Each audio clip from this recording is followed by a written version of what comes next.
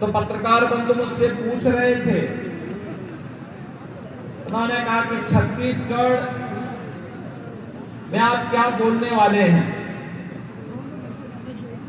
और छत्तीसगढ़ के बारे में आपकी क्या धारणा है। तो बहनों और भाइयों, मैंने उनको एक लाइन में बताया, मैंने कहा ये छत्तीसगढ़िया सबसे बढ़िया।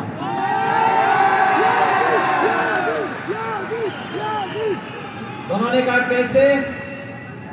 मैंने कहा बताओ कौन ऐसा व्यक्ति होगा जिसको ननिहाल अच्छा नहीं लगता होगा। बहनों और भाइयों, मर्यादा पुरुषोत्तम प्रभु श्री राम का ननिहाल है छत्तीसगढ़। माता कौशल्या का मायका है छत्तीसगढ़। और 500 वर्षों का इंतजार समाप्त करके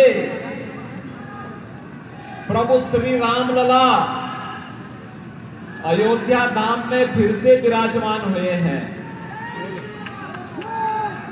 रामलला के 500 वर्षों के विराजमान होने के फलस्वरूप उत्तर प्रदेश और देश में जितना उत्साह और उमंग है, उससे ज्यादा उत्साह और उमंग मुझे छत्तीसगढ़ में देखने को मिला। क्योंकि ननिहाल में पहले खुशहाली होती है, और जब रायपुर में श्री राम मंदिर बन रहा था तब भी मैं वहां आया था, और तब भी एक ही संकल्प था। जब उस समय के मुख्यमंत्री डॉक्टर रमन सिंह जी से मैंने पूछा, मैंने कभी रामलला का मंदिर आपने पहले यहां बना दिया। उन्होंने कहा हमने पहले बना दिया। तो मैंने कहा देखो, अब ये बात साबित होती है कि अगले 3 वर्ष के अंदर अयोध्या में भी रामलला का मंदिर बनेगा। और बहनों और भाइयों, मंदिर बनने के बाद उन्होंने मुझसे पूछा आपने कैसे अनुमान लगा लिया। मैंने कहा पहले ननिहाल में ही बच्चा आता है, तब जाकर के अपने धाम में विराजमान होता है। और आज आपने देखा होगा अयोध्या में प्रभु राम का भव्य मंदिर का निर्माण भी हो गया। क्या ये काम कांग्रेस कर पाती क्या? कांग्रेस ने तो राम के नाम को ही नकार दिया था, कहा राम हुए ही नहीं, कृष्ण हुए ही नहीं। बहनों और भाइयों, इससे बड़ा अपमान भारत की सनातन आस्था का दूसरा हो ही नहीं सकता। जो कांग्रेस के लोग हमारी विरासत पर प्रश्न खड़ा कर रहे हैं, आखिर यही तो छत्तीसगढ़ है जो ननिहाल भी है, और जहां के इस भीषण जंगलों में रह करके भगवान राम ने संकल्प लिया था कि ऋषि मुनियों की संस्कृति को बचाने के लिए, सनातन संस्कृति को बचाने के लिए निस्सरहीन करोमई वो जो उठाए प्रणकीन का संकल्प इसी धरा पर उन्होंने लेकर के इस धरती को राक्षस विहीन करने के अभियान का शुभारंभ किया था। यहाँ के कण कण में राम का स्मृतियां छुपी हुई है, और कांग्रेस के लोग कहते हैं राम हुए ही नहीं। और जब अयोध्या में राम मंदिर बन गया तब कांग्रेस के लोग कहते हैं कि राम तो सबके हैं। बहनों और भाइयों, ये कांग्रेस का दोहरा चरित्र है, इसको समझने की आवश्यकता है। कांग्रेस को कोई भी कार्य अच्छा नहीं लगता, और जब भी कोई जिम्मेदारी दी जाती है कांग्रेस उसको किस तरीके से अव्यवस्था और अराजकता का शिकार बना देता है। यह देश आजाद हुआ 1947 में, देश की सत्ता कांग्रेस के हाथों में आई। कांग्रेस ने देश को समृद्धि की ओर ले जाने की बजाय अव्यवस्था, अराजकता, जातिवाद, भाषावाद, क्षेत्रवाद, आतंकवाद, नक्सलवाद इधर धकेल दिया, भ्रष्टाचार की ओर ढकेल दिया, अराजकता पैदा कर दी। जानबूझ करके देश के संविधान में ऐसे ऐसे प्रावधान करने के प्रयास किए गए जो बाबा साहब भीमराव अंबेडकर को भी अपमानित कर रहे थे। और बहनों और भाइयों, जो देश के अंदर आतंकवाद और अलगाववाद को बढ़ावा दे रहे थे, उसी में एक प्रावधान उन्होंने जोड़ा था, धारा 370 का। भारत के मूल संविधान में नहीं, 1952 में एक संशोधन के माध्यम से कश्मीर के लिए विशेष प्रावधान कर दिया गया और उसी के खिलाफ भारतीय जनसंघ के संस्थापक डॉक्टर श्यामा प्रसाद मुखर्जी को अपना आंदोलन चलाना पड़ा था। तब उन्होंने एक नारा दिया था, एक देश में दो प्रधान, दो विधान, दो निशान, नहीं चलेंगे, नहीं चलेंगे। बहनों और भाइयों, डॉक्टर श्यामा प्रसाद मुखर्जी ने अपने आप को बलिदान कर दिया कश्मीर को भारत का हिस्सा बनाने के लिए। और इसीलिए भारतीय जनसंघ और भारतीय जनता पार्टी का एक एक कार्यकर्ता नारा लगाता था, जाओ हे बलिदान मुखर्जी, वह कश्मीर हमारा है। बहनों और भाइयों, 65 वर्ष तक कांग्रेस के लोग कुछ नहीं कर पाए। अंततः जब मोदी जी प्रधानमंत्री बने, अमित शाह जी गृह मंत्री बने, कश्मीर की धारा 370 समाप्त हुई और आज कश्मीर विकास और लोकतंत्र की मुख्य धारा के साथ जुड़ करके एक भारत श्रेष्ठ भारत का हिस्सा बना हुआ है।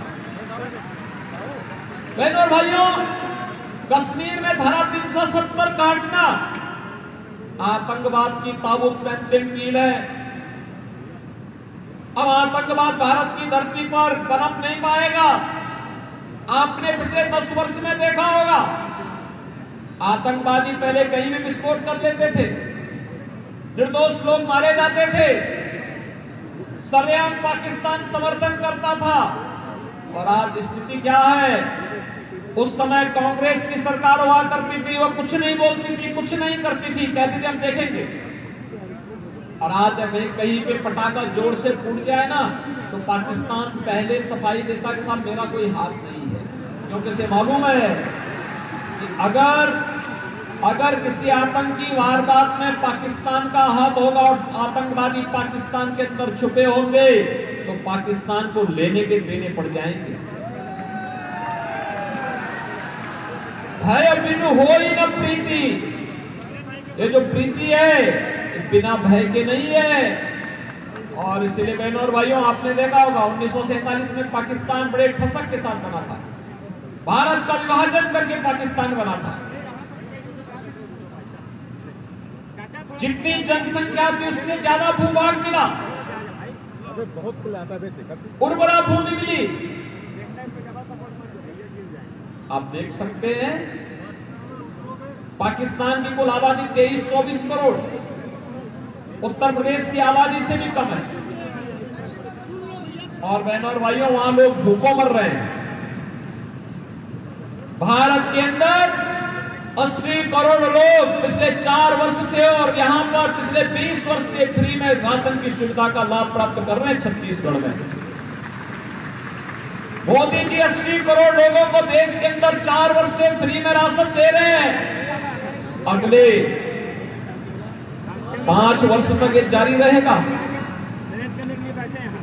आपने बदलते हुए भारत को देखा है और आप भी कह सकते हैं हमने भारत का वह दौर देखा है जो विकसित भारत की आधारशिला बन रहा था। आप में से हर व्यक्ति इस गौरव की अनुभूति कर सकता है, आने वाली पीढ़ी को बता सकता है कि हम भी इसमें योगदान किए हैं। किसी ने वोट दे करके कोई हनुमान बन करके काम किया होगा, कोई जामवंत बन के काम किया होगा, कोई अंगद बन करके काम किया होगा और किसी ने गिलहरी की तरह ही अपना योगदान दे करके विकसित भारत की संकल्पना को साकार करने में अपना योगदान दिया होगा। और ये कहने के लिए हम सबके पास एक अवसर होगा और इसी का आह्वान करने के लिए हम लोग आज आपके पास आए हैं कि बदलते हुए भारत को आपने देखा है। यहां पे दुनिया के अंदर भी सम्मान है, सीमाएं सुरक्षित हैं, आतंकवाद, नक्सलवाद और अलगाववाद समाप्त की ओर है। बड़े बड़े इंफ्रास्ट्रक्चर के कार्य हो रहे हैं, highway, railway, metro, IIT, IIM, AIIMS, 1 district 1 medical college, हर घर नल की योजना और गरीब कल्याणकारी योजनाओं को 80 करोड़ लोग फ्री में राशन की सुविधा का लाभ प्राप्त कर रहे हैं। कांग्रेस के शासन में लोग भूखों मरते थे। 60 करोड़ लोगों को देश के अंदर आयुष्मान भारत का 5 लाख रुपए का स्वास्थ्य बीमा का कवर मिल गया है। 50 करोड़ गरीबों के लिए जनधन अकाउंट खुल गए हैं। 12 करोड़ गरीब किसानों को प्रधानमंत्री किसान सम्मान निधि की सौगात मिल रही है। बहनों और भाइयों, 12 करोड़ गरीबों के घर में शौचालय बन गए। 10 करोड़ गरीब महिलाओं को महिला स्वयंसेवी समूह के माध्यम से आर्थिक स्वावलंबन की ओर अग्रसर किया गया और 10 करोड़ परिवारों को उज्ज्वला योजना का फ्री में रसोई गैस का सिलेंडर भी प्राप्त हुआ है। 4 करोड़ गरीबों के लिए मकान बने।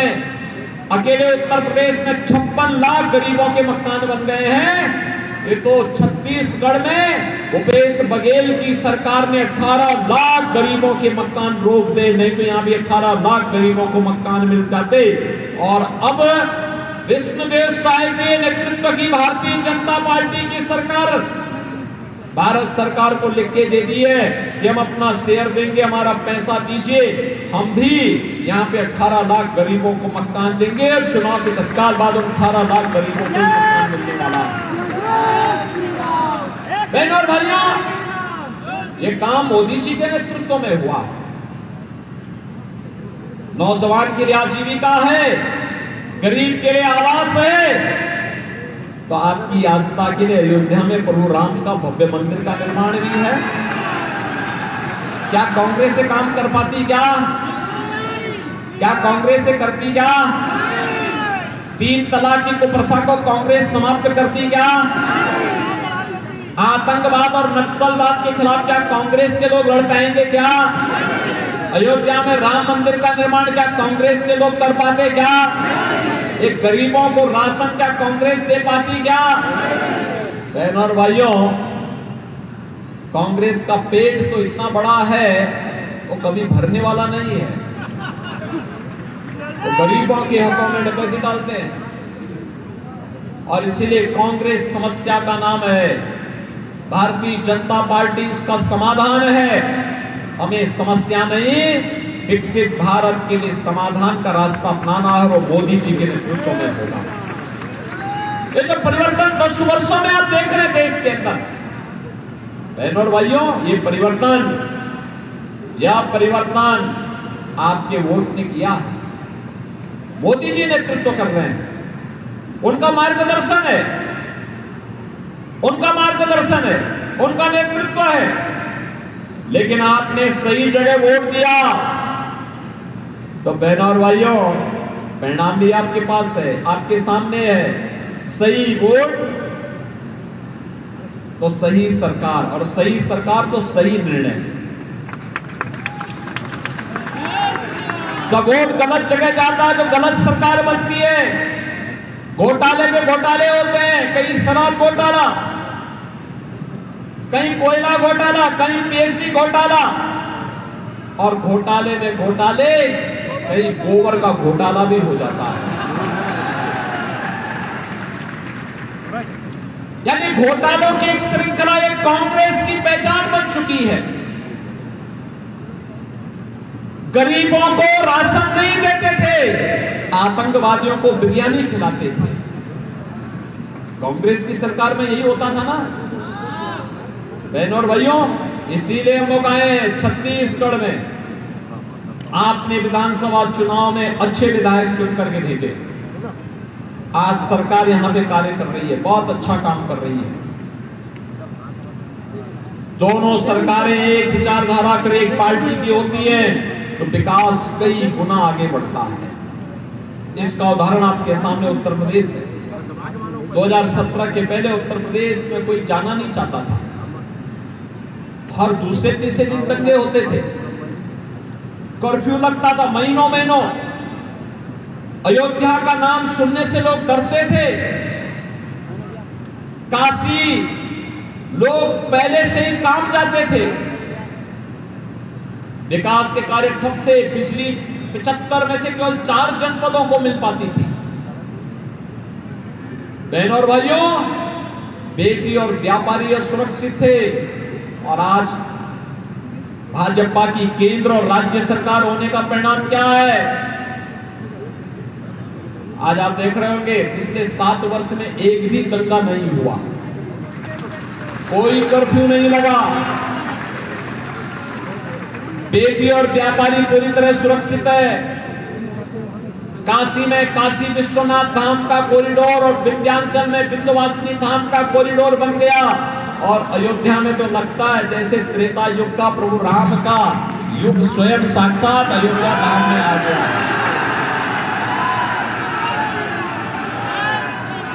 एक तरफ अयोध्या में प्रभु राम साक्षात विराजमान हो गए हैं और दूसरी तरफ उत्तर प्रदेश की माफिया और अपराधियों का राम नाम सत्य है भी हो गया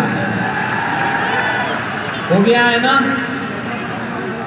बहनों और भाइयों, देश को विकसित भारत बनाने के लिए मोदी जी के नेतृत्व में सुरक्षा, सुशासन और विकास का ये मॉडल फिर आवश्यक है और सुरक्षा, सुशासन और विकास का इस मॉडल के लिए आज हम सब आपके पास आए हैं।